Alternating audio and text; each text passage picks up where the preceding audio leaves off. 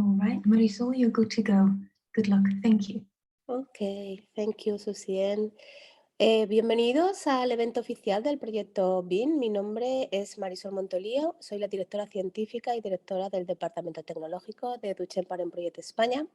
y estoy aquí junto a Rubén Miranda, que es profesor titular de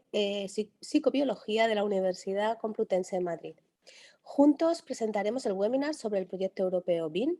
y, como ya sabéis, en las últimas décadas los mayores esfuerzos se han centrado sobre todo en mejorar los resultados que están relacionados con la debilidad muscular y la afectación cerebral ha recibido un poquito menos de atención en Duchenne. Por ese motivo, desde Duchenne Parent Project España estamos colaborando junto con World Duchenne Organization en un proyecto europeo llamado BIN, que muchos de vosotros ya conocéis, para poder llegar a entender cómo funciona la distrofia muscular de Duchenne en el cerebro. Algunos de vosotros ya conocéis un poco la dinámica de estas sesiones online y de estos eventos. La idea es que os mantengáis todos silenciados todo el tiempo y al final realizaremos consultas. Si podéis, es entonces cuando necesitaréis cancelar el silencio y si no, tendréis que hacer clic en el cuadro del chat de la parte superior derecha para poder establecer ahí las preguntas. Sin nada más que deciros, empezamos cuando quiera, Rubén. Sí, hola, buenas tardes. Bienvenidos a todos los que se han podido unir a este evento,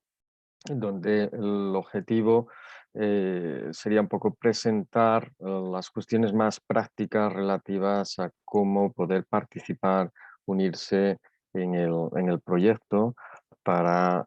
digamos, incrementar lo que sería la muestra necesaria de familias, de pacientes que nos hemos un poco impuesto para poder llevar a buen término el trabajo. La estructura un poco de lo que vamos un poco a tratar, pues vamos a empezar con una pequeña introducción muy genérica sobre estas bases cerebrales y conductuales asociadas a las distrofias musculares de Duchenne y de Becker. Presentaré brevemente lo que va a ser el consorcio BIND internacional y luego ya pasaremos a ver esos aspectos concretos, puntuales de cómo unirse, cuál sería un poco el procedimiento y lo que habría que hacer una vez aceptado participar dentro de este proyecto. Y finalmente pues cerraremos con un espacio para que podáis plantear vuestras preguntas y que nosotros podamos responder a ellas. Bien, sin más dilación, pues comentar que efectivamente las distrofias musculares de Duchenne y de Becker no están solo, digamos, no es solo una cuestión muscular lo que tenemos ahí enfrentados, sino que también puede haber afectación a nivel de la función cerebral y con ello de la conducta. Se está haciendo mucha investigación a este respecto, donde estamos observando que efectivamente pacientes pueden estar presentando pues, estas dificultades de adaptación a las nuevas situaciones, tener problemas a nivel de aprendizaje, memoria, tener problemas de conducta con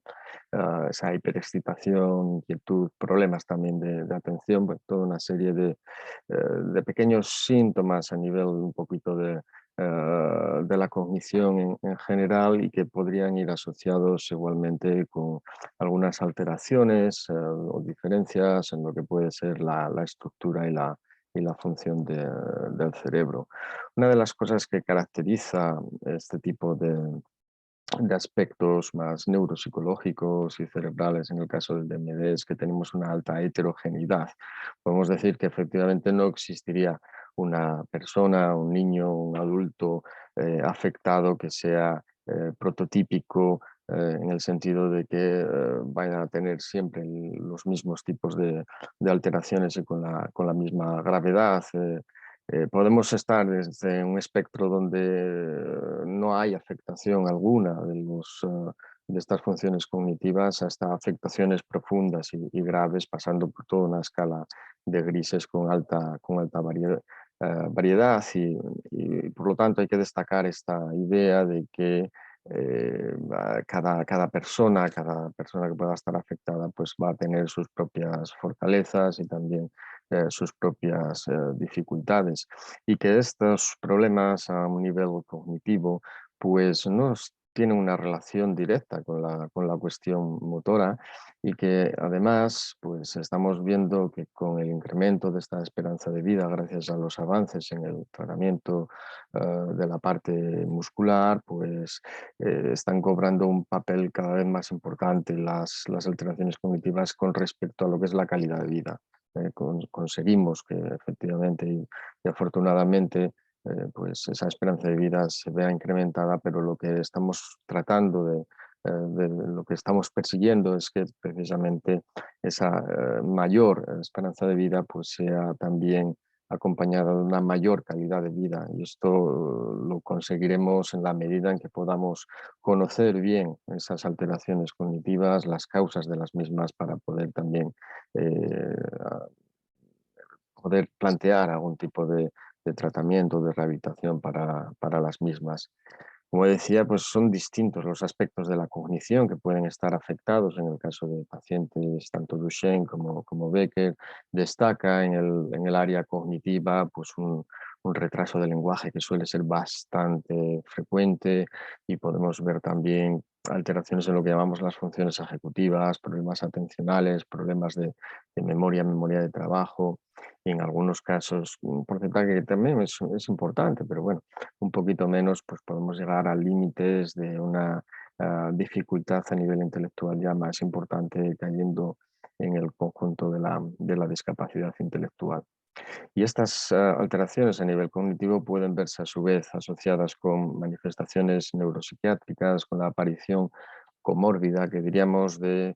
trastornos de este tipo neuropsiquiátrico, como puede ser en orden de frecuencia, un déficit de atención, que puede ir combinado con la hiperactividad, problemas a nivel de conducta y también del ámbito emocional, y también de la comunicación y de la conducta social en general,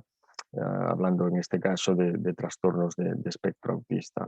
Se pueden dar combinaciones de todo tipo de áreas de cognición que pueden estar afectadas distintamente, y igualmente la aparición de alguno de estos trastornos por separado o también alguna combinación de ellos. Como decía anteriormente, pues estamos ante una serie de consecuencias de la enfermedad que son de índole muy heterogénea. En general, pues los estudios apuntan a que efectivamente la inteligencia general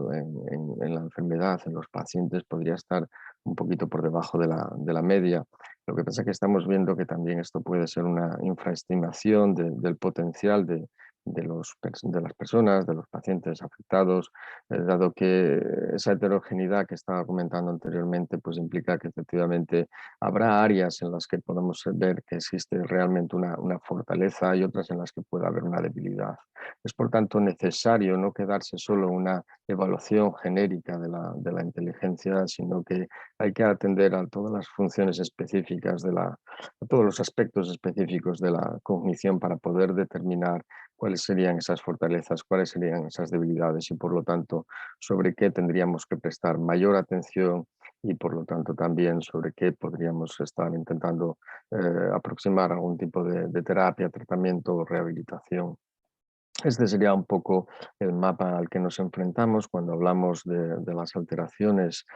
cognitivas neuropsiquiátricas en Duchenne, lo que Josh Hendrickson, investigador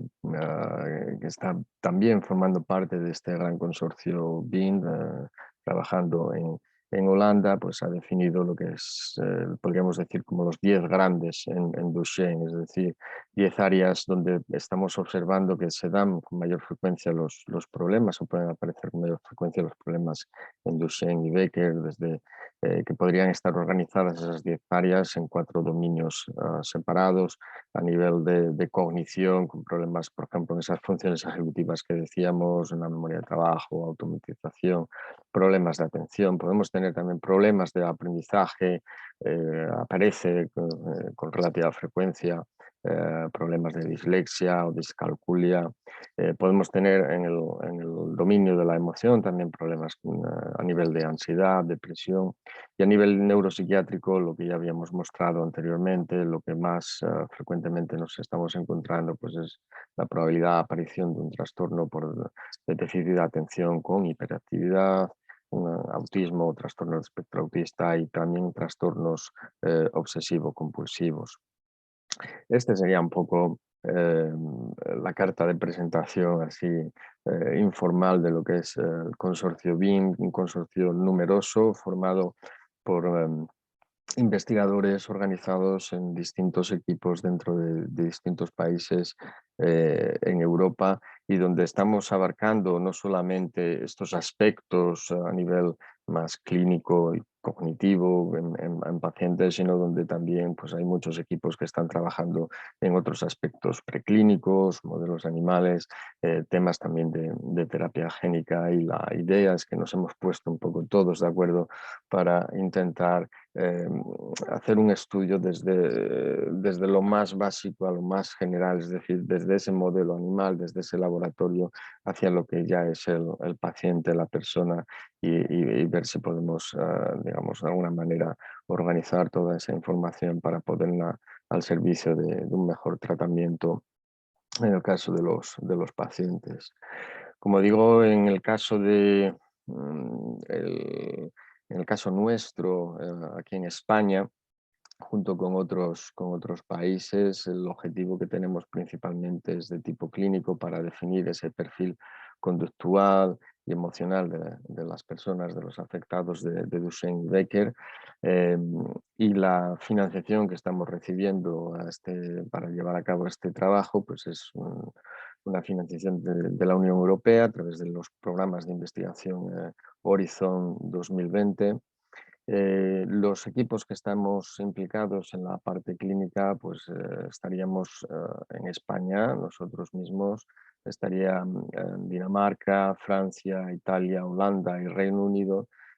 todos conjuntamente trabajando en el mismo sentido, en la misma dirección, es decir, haciendo las mismas evaluaciones con el objetivo de poder sumar todos los datos, todas las evidencias para conseguir finalmente pues unos resultados que podamos considerar robustos y fiables y que nos lleven a obtener buenas respuestas, ¿no?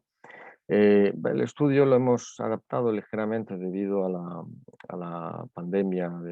del COVID, lo que nos ha obligado a cambiar un poco el programa, en el sentido de que hemos empezado con evaluaciones y adaptado evaluaciones para que se puedan realizar online desde las casas, y esto lo hemos seguido manteniendo, y vamos a ver que efectivamente pues una primera parte de este estudio pues se desarrolla a distancia, ¿no? Es lo que aquí tenemos como parte 1, donde los participantes tendrán que rellenar toda una serie de cuestionarios para valorar ese perfil conductual, y esto se haría en el caso de padres, cuando estamos hablando de los afectados que sean niños menores de 16 años, y en el caso de que estemos hablando de adultos afectados por Becker, pues serían cuestionarios de autoinforme, que decimos que cada paciente tendría que contestar en primera persona esos cuestionarios. Los criterios de inclusión que tenemos son los que aquí podéis ver en pantalla. Efectivamente que tendríamos que estar en una edad entre 5 y 17 años para el caso de un diagnóstico de Duchenne. Y en el caso de que tengamos un diagnóstico de Becker, pues podemos aceptar pacientes también jóvenes, niños a partir de 5 años, y llegamos hasta adultos con la edad de 50 años. He comentado que la primera parte del estudio pues, consiste en contestar a esos cuestionarios online que nos dan una idea general un poco de los posibles problemas de conducta, y la idea es que nosotros en España podamos reclutar, llegar hasta un total de 70 pacientes, de 70 familias, para que luego, pues, junto con lo que vayamos a poder también realizar en los demás países, lleguemos a un total de en torno a unos 800 participantes, con lo cual sería la muestra más grande de pacientes estudiada hasta la fecha, ¿no? Y por otro lado, tendríamos una segunda parte de trabajo, una segunda parte del estudio, que ya tendría un trabajo más personalizado, que consistiría en una evaluación cognitiva o neuropsicológica que se realizaría en persona, ya en clínica directamente. Una condición para participar en esta evaluación personalizada es haber realizado la primera parte de cuestionarios online. Algo que, bueno, que no es necesario tampoco hacerlo en el orden que tendríamos preestablecido. Es posible también que vengan pacientes interesados en realizar o participar en esta evaluación neuropsicológica en persona y que durante este periodo de la evaluación neuropsicológica podamos aprovechar también para ir completando la parte 1. Pero bueno, en cualquier caso, el objetivo es que todas aquellas familias y pacientes que se vean interesados por unirse a la parte 2 del estudio, pues tendrán también que realizar, bien sea antes o después, la parte 1 del estudio. En este caso, el tope de pacientes que esperamos reclutar, pues es un poquito inferior respecto a la parte 1, unos 300 participantes en total entre los distintos equipos, entre los distintos países, donde en España nuestro objetivo es llegar a por lo menos 35 familias, 35 pacientes que puedan ser evaluados. Bien, os presento aquí lo que sería un poco el equipo que tenemos en España encargado de hacer el estudio. Queda feo, pero bueno, puedo empezar por yo mismo, por mí mismo, que sería un poco el que estaría tratando de coordinar a todo el equipo. Tendríamos a Luis Miguel también un poco ayudándome en esas labores de coordinación y de reclutamiento. Y luego tendremos todo un conjunto de neuropsicólogas que estarían enfocadas fundamentalmente en la evaluación de los pacientes, pensando en esa segunda parte del estudio. La pregunta que nos podemos hacer: ¿cómo puedo unirme, cómo puedo participar en el estudio BIM? Empezaríamos por lo que podríamos decir que es la parte 1 del estudio, el reclutamiento. Como digo, nuestro límite está puesto nuestro objetivo está puesto en llegar a a las 70 familias. De momento estamos ya superando ligeramente ese 50%. Llevamos tiempo sobre ello y vemos que, bueno, la respuesta pues no es del todo tan efusiva como nos gustaría, y por eso también hacemos este tipo de iniciativas, porque necesitamos realmente la colaboración de las familias. En un límite que nos estamos poniendo flexible, pero vamos, una fecha orientativa de que para diciembre, finales de este año, quisiéramos poder superar estos números para que efectivamente el proyecto pueda llegar a buen término, conseguir estos objetivos que serían positivos para todos, ¿no? Bueno, ¿qué es lo que un poco una persona que se vea interesada, qué pasos tendría que seguir para unirse? Lo primero que se le va a pedir a la persona interesada, a la familia interesada, es que lean obligadamente la hoja de información donde se explican todos los detalles del estudio, en que va a consistir todo el tema de protección de datos, etcétera, etcétera. Y luego proceder, una vez informado, proceder a completar el consentimiento. En todo este proceso de la lectura de esa información y de la respuesta al consentimiento, tienen siempre, vais a tener posibilidad de interactuar con el equipo para poder solventar cualquier duda que pueda surgir. Y la comunicación puede ser tanto por vía escrita como por vía telefónica o incluso por videoconferencia. Imaginemos que ya hemos llegado a firmar ese consentimiento. La siguiente cuestión es ponerse manos a la obra a completar esos cuestionarios que conforman esta parte 1 del estudio. Son cuestionarios que, vamos a ver, están divididos en 2 plataformas distintas a nivel online y que tienen una duración conjunta que podemos estar hablando de un tiempo por encima de la hora, pero que no es algo que haya que hacer inmediatamente o de una sola vez. Es decir, son las 2 plataformas donde tenemos los cuestionarios alojados, pues se puede optar por salvar la información y volver más adelante, es decir, en función del tiempo que vayamos del que vayamos a disponer, del que vayamos a tener, pues podemos ir contestando poco a poco esos cuestionarios. Y también nuevamente, si en el momento de ir contestando los cuestionarios pues surgiera cualquier duda, pues se puede contactar con nosotros. ¿Con quién podemos contactar? Tanto para lo que es temas de reclutamiento como para dudas, pues el equipo, o sea, la referencia a nivel del equipo de la Complutense, pues tenéis a Luis Miguel y por otro lado también a mí mismo. Y también tenemos la colaboración inestimable de Duchenne Parent Project España, donde podéis contactar con los propios psicólogos de la asociación, como Sara, David, y también podéis contactar con Marisol, nuestra directora científica, que cualquier cosa, cualquier duda, estamos en contacto constante y no habría dificultad para trasladar la información que podáis necesitar. Bien, como digo, pues lo primero que tendríamos que hacer sería contactarnos por una sencilla razón, y es que nosotros una vez que recibimos ese consentimiento, lo que vamos a hacer es generar un código de usuario que va a ser único y va a garantizar el anonimato de las personas a la hora de contestar a esos cuestionarios. Por lo tanto, lo primero es contactarnos. Nosotros daremos los enlaces, a esto se puede acceder libremente. Esto no hay ningún problema, podemos acceder libremente a estos cuestionarios, a estos digamos,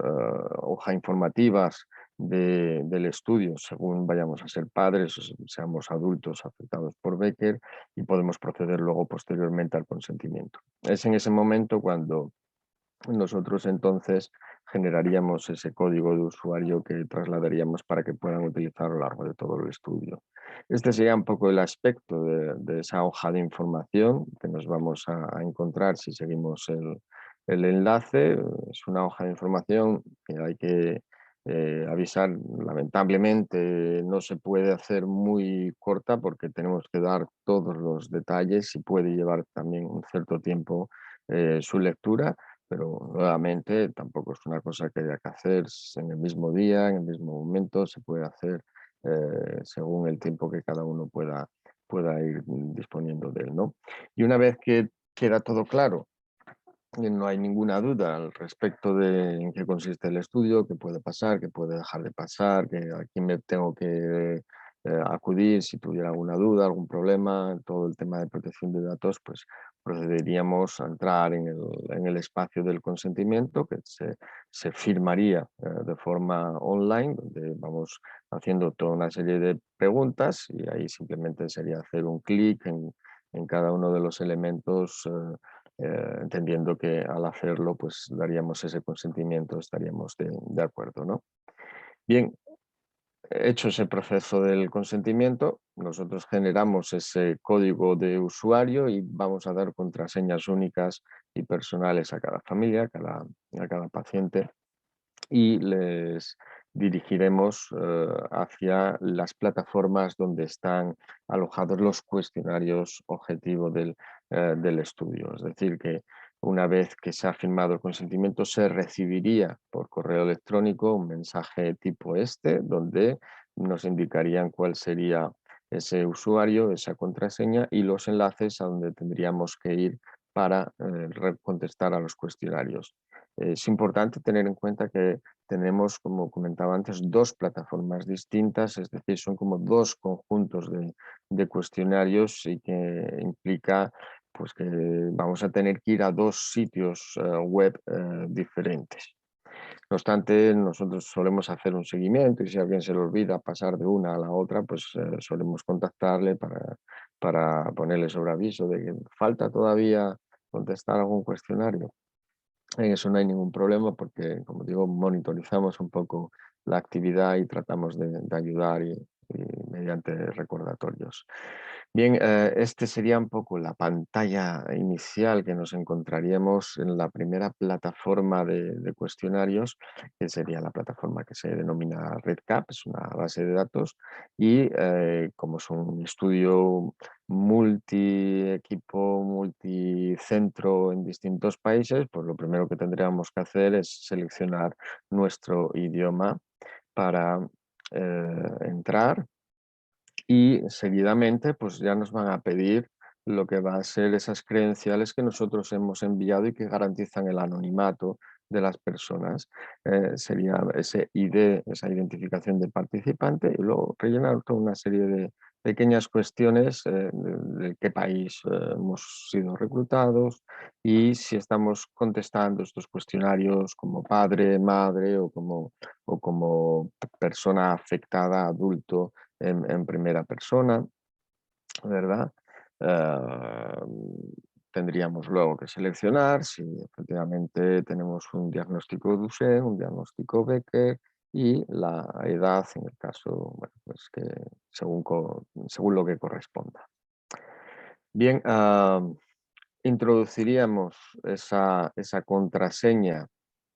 que nos han enviado y con ello ya tendríamos acceso a lo que serían los cuestionarios tal cual en esta primera plataforma. Todo cuestionario pues iría precedido de una pequeña información para saber un poco cómo organizarse y lo que se nos va un poco sobre lo que nos van a preguntar en dicho cuestionario. Es importante leer siempre esas informaciones introductorias y la manera de ir contestando pues es sencilla. En algunos casos habrá que meter algún texto muy pequeño y en otros casos pues simplemente será un sistema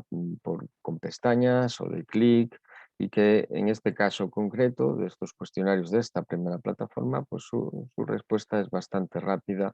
Digamos que es quizás los cuestionarios más rápidos que vamos a poder contestar. Esto sería el aspecto un poco de lo que nos encontraríamos cuando ya accedemos a la segunda plataforma, la plataforma del DOVA, es una entrevista sobre el desarrollo y bienestar que nos trata un poco de dar esa panorámica general de los posibles problemas que pueda haber a un nivel neuropsiquiátrico, problemas de conducta, etcétera, etcétera. El número de identificación y la contraseña van a ser las mismas que para la otra plataforma y serán únicas para cada familia. Antes de entrar, pues deberíamos obviamente fijar nuestro idioma. En el momento que lo hacemos, haciendo clic sobre esas flechitas, sobre los botones que nos indican pasar a la siguiente pantalla, pues ya nos pedirán esas credenciales. Y una vez que entremos en las credenciales, nos pedirán el nombre y la edad. Y aquí hay que llamar la atención de que si somos padres de menores, estaríamos teniendo que poner el nombre de pila del menor y la edad del menor, no el nuestro propio, ¿de acuerdo? Y bueno, una vez que damos esos datos, tenemos un botón que nos indica pasar a la siguiente fase y entraríamos dentro de lo que es el menú de cuestionarios que tendríamos que rellenar. Aquí sí es necesario prevenir que bueno, son cuestionarios que pueden llevar cierto tiempo, el conjunto de todos ellos pues, nos puede llegar incluso hasta la hora, pero que, insisto, son cuestionarios que no necesitamos contestar todos de golpe, todos a la vez, sino que se puede hacer según cuando vayamos teniendo un poquito de tiempo. Parte 2 del estudio. Una vez que hemos completado la parte 1, pues puede interesarnos proceder a esa segunda parte del estudio, que consistiría en esa evaluación neuropsicológica más detallada y en persona. En este caso, a nivel de reclutamiento hemos empezado hace poco y bueno, vamos añadiendo pacientes poco a poco con cuentagotas, pero bueno, que necesitamos la colaboración de todas las familias para poder llegar a ese objetivo que nos planteamos aquí en España de 35 pacientes a ser evaluados. Como en el caso anterior, digamos, la dinámica se va a repetir, va a haber que leer una hoja de información específica de esta segunda parte del estudio y completar el correspondiente consentimiento. Una vez que se hace esto, pues nos ponemos en contacto con la familia y llegamos al acuerdo de dónde, cómo, cuándo realizar las evaluaciones. Las evaluaciones están distribuidas en dos sesiones que en conjunto podemos hablar de un total de 4 horas, pero bueno, eso es un margen un poco flexible porque dependerá de cada persona un poquito de cómo responda de las dificultades que podamos encontrar o no a la hora de hacer esa evaluación, pero la idea es que una sesión no nos vaya a durar más de 2 horas, donde sería un periodo en el cual podemos establecer también periodos de descanso. Esto entra dentro un poco ya de cómo el clínico está siguiendo, viendo que el paciente sigue la sesión y siempre se adapta para buscar el máximo confort y poder llevar a término la propia evaluación. Pero bueno, en principio habría que contar con un mínimo de 2 sesiones que podrían tener una duración máxima de 2 horas de evaluación. Esa evaluación, pues como digo, se hace en persona. Un neuropsicólogo, una neuropsicóloga, pues se atenderá al paciente, que tendrá que desarrollar toda una serie de tareas o contestar algunas preguntas, realizar lo que es para los niños más pequeños, sobre todo una suerte como de juegos, que, como digo, pues nos van a poder permitir llegar a ver con más detalle todos esos aspectos que componen, más específicos, que componen la cognición, y poder tener esa idea por áreas, esa idea de fortalezas, de posibles debilidades, más detallada que lo que nos daría una simple valoración genérica o general de la inteligencia, ¿no? Queremos ir más al detalle para ver todos esos aspectos de la cognición, cómo pueden estar en el caso de los pacientes. Y lo digo ahora, y es una cosa muy importante a tener en cuenta cuando alguien se plantea me interesa o puedo unirme a BIM si yo no tengo algún tipo de trastorno, y la respuesta es que sí, efectivamente no necesitamos solamente eh, que se una o que participen pacientes que puedan tener problemas, sino el reclutamiento está abierto a todos, porque precisamente necesitamos conocer también en qué medida, con qué frecuencia se pueden ver aparecer este tipo de problemas en Duchenne. ¿De acuerdo? Por lo tanto, es tan importante poder participar si no hay sospecha de que haya algún problema, como que si lo hay. ¿De acuerdo? Para que podamos tener esa estimación de la frecuencia de aparición de los problemas. Bien, un poco como retorno a lo que es la participación en el estudio, lo que ofrecemos a las familias, a todos los participantes, es un informe tanto de la parte de los cuestionarios online como de la parte de la evaluación neuropsicológica. Es un informe orientativo, donde no vamos a hacer diagnóstico, no es una evaluación tampoco que sea final la que podemos realizar en el estudio, y por lo tanto lo que vamos a dar es un poco la idea general que podamos extraer con las herramientas, con los instrumentos de valoración que hemos usado, la idea general de un poco de cómo es el estado de esas funciones cognitivas, de la conducta en los pacientes, y vamos a señalar dónde pueden ser puntos que nos puedan llevar a preocuparnos porque puedan estar un poquito por debajo del rendimiento esperado, puntos donde decimos estamos completamente en la normalidad, o puntos donde decimos esto es una fortaleza, ¿no? Queremos dar toda esa información precisamente con esa filosofía que antes comentábamos de buscar tanto fortalezas como las debilidades para poder atender a cada cosa de forma individualizada y ajustada y no quedar solamente en ese promedio de la inteligencia. Y como digo, pues será un informe que pueda ayudar a las familias a tener una idea, que puede ser un punto de partida para si fuera necesario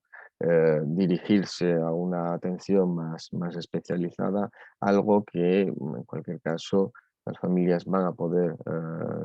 comentar con nosotros, podemos discutir todo este tipo de cuestiones y hacer la orientación si fuera necesaria para otro tipo de profesionales o otro tipo de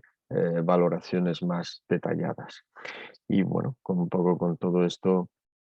yo creo que no me quedan más detalles que comentar, pero muy probablemente pueda haber algún tipo de pregunta y estaría encantado de poder atender a ella.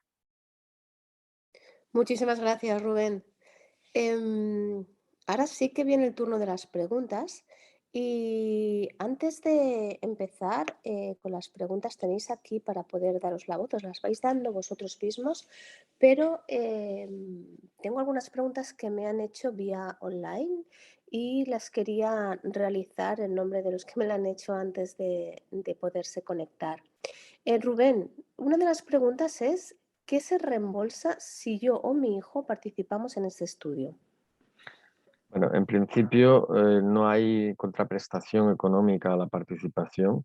y lo que se supone que pudieran ser gastos derivados de participar en ella, pues lo que vamos a hacer es evitar que así sea. Es decir, estamos haciendo un estudio a escala nacional y efectivamente nosotros tenemos la sede principal en Madrid y habrá pacientes, familiares que vayan a estar en Barcelona, otros que vayan a estar en Málaga, otros en Valencia. Ujú. En esos casos lo que no vamos a pedirle a las familias es que se trasladen a Madrid y que se costeen esos desplazamientos y que además